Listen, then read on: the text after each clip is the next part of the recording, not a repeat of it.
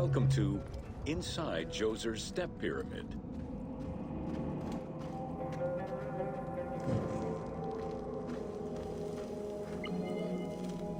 The architect of the Step Pyramid, Imhotep, was a man of great importance to Pharaoh Djoser and ancient Egyptians in general. The base of a statue of Djoser, discovered in 1926, celebrates Imhotep as a carpenter, sculptor, stonemaker, and chief of the seers. Little is known of Imhotep's day-to-day life.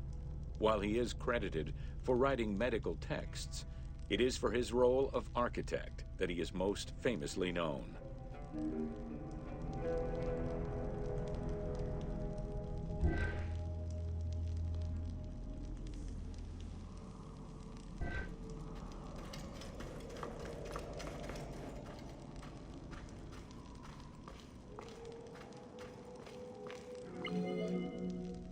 From the design of the pyramid to the elements within the complex itself, Imhotep set out to create something that would immortalize his king. An architectural achievement, the Step Pyramid was made from stone blocks instead of mud brick. It was the first time Egyptians built a monument of that height. Imhotep explicitly intended for the stone to reflect natural materials. The funerary complex of Djoser remained famous throughout the centuries and millennia, and its great architect, Imhotep, was deified by ancient Egyptians during the late period.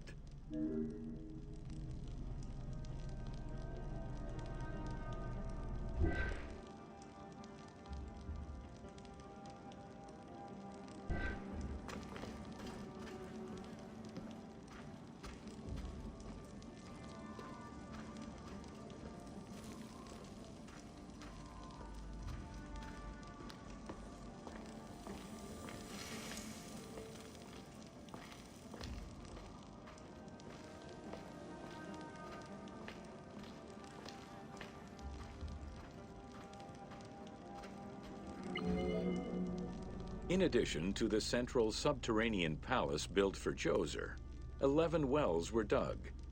Each went to a depth of 33 meters and connected with a horizontal gallery extending for about 20 meters. The first 5 galleries were intended for members of the royal family.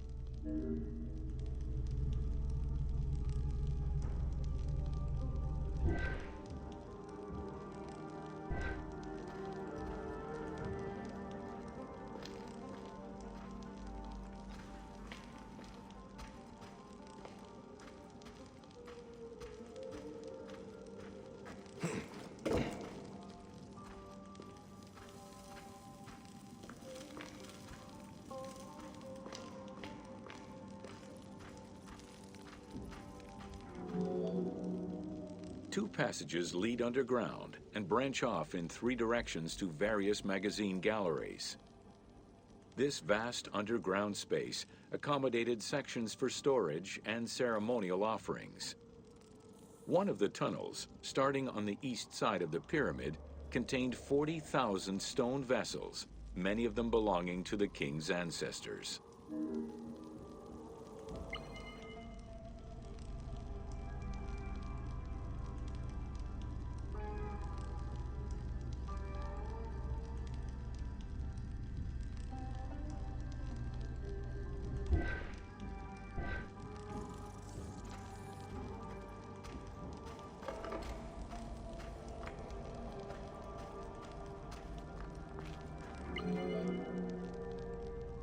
The burial chamber of Djoser is located at the bottom of a 28-meter deep central shaft. According to Egyptologist Jean-Philippe Laure, the chamber was originally made from polished blocks of limestone, while its ceiling was decorated in 5-pointed stars. At some point, however, the limestone blocks were replaced entirely by pink granite blocks, leaving behind only fragments of limestone blocks decorated with stars.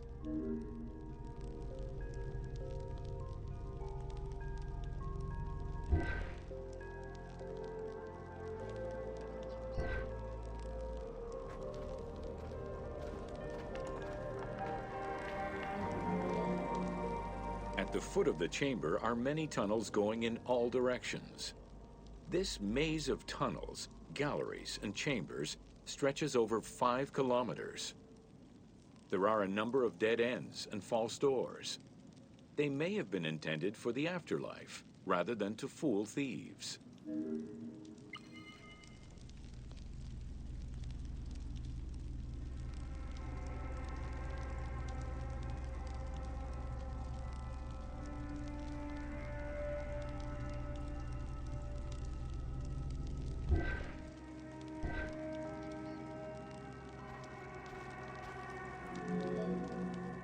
Unlike the Great Pyramid of Giza, or Menkaure, the Pyramid of Djoser does not have any extra openings dug out by thieves.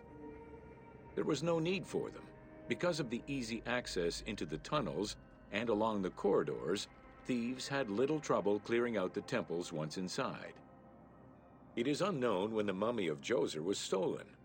All that remained was a left foot, found by French Egyptologist Jean-Philippe Lauer in 1934. This architect, who devoted his whole life to meticulously exploring the complex, believed it belonged to Djoser.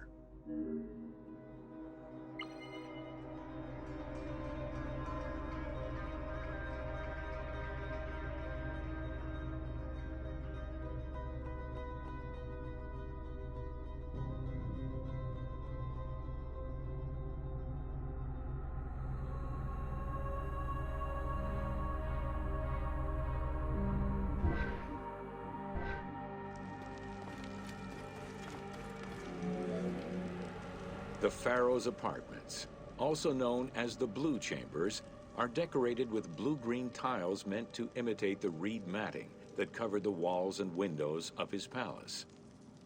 The stone is carefully curved and painted to look like the rolled mats of open doorways and curtains.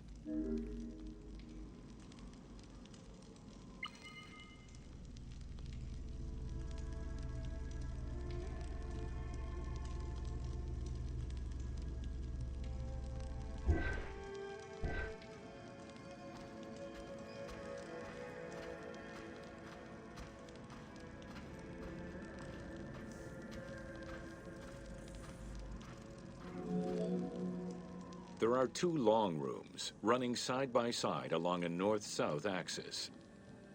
The south room has false doors separated by stone panels, while the north room is a corridor which allows access to side chambers.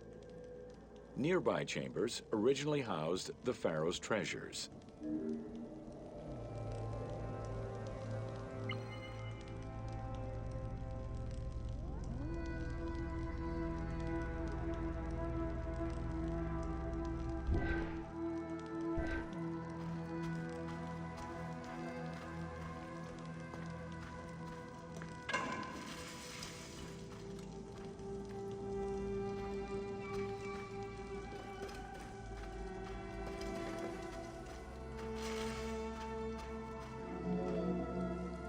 The door frames are made of fine limestone and carved with the king's name.